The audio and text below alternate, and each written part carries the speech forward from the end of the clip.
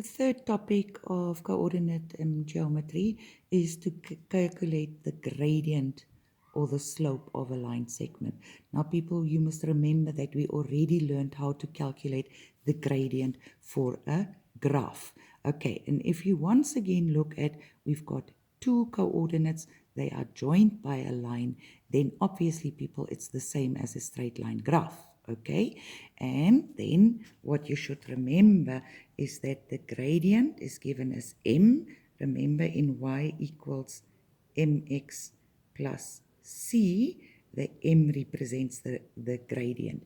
So in a straight line graph, you will calculate the gradient. And how do we calculate the gradient? We calculate the gradient by dividing the change in y over the change in x. And the change in y is nothing else than subtracting y2 minus y1, and dividing that by subtracting x2 minus x1.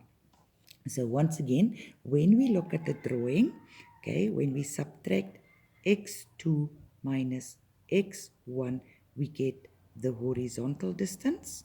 It's the same as we have done for the length of a line segment. And then for the horizontal distance, we subtract y2 minus y1.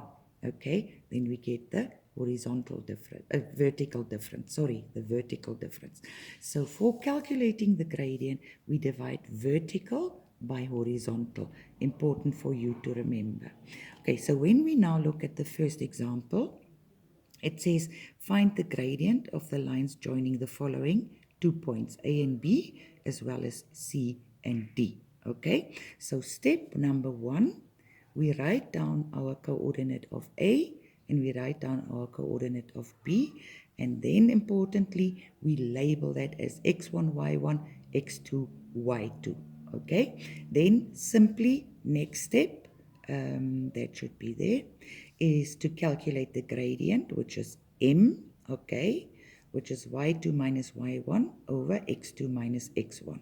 And then easily we're going to substitute, which is step 3, substitute.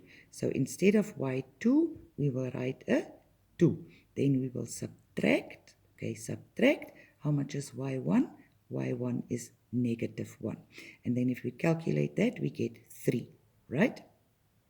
Then for the denominator, x2 minus x1, which then becomes x2 is 1 minus negative 3, 1 minus negative 3, and if we calculate that, we will get an answer of 4. So that is for the first gradient.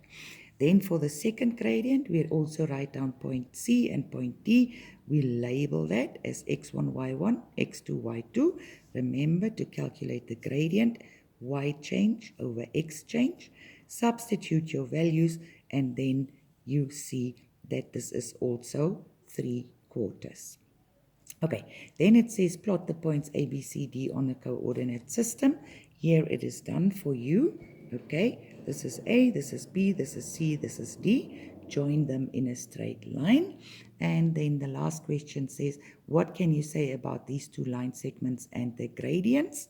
Okay, you can clearly see that their gradients are the same. So when we have the same gradient for two lines, in this case, we've got a 3/4 and a 3/4, then remember we already learned that those lines are parallel, and that you can clearly see in this sketch here.